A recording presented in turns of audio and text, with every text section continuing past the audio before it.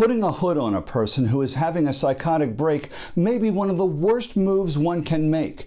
The incident puts a spotlight on an enormous gap in police training. It's estimated that about 1,020 people are shot and killed by police each year in the U.S.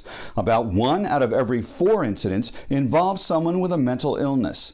Police are often the first called, the first on the scene, and sometimes the only responders to a mental health crisis. In Houston, since 2008, police have been receiving specialized training in handling these calls. Officers working with the Crisis Intervention Response Team are paired with mental health clinicians.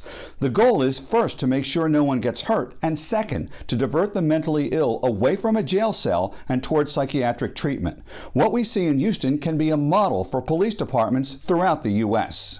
Of the nation's roughly 18,000 police departments, only about 3,000 get this type of training. Much has been said about defunding police departments. What about funding mental health education for officers? What we saw in Rochester, New York was a worst-case scenario. We can avoid this by giving the police the best training.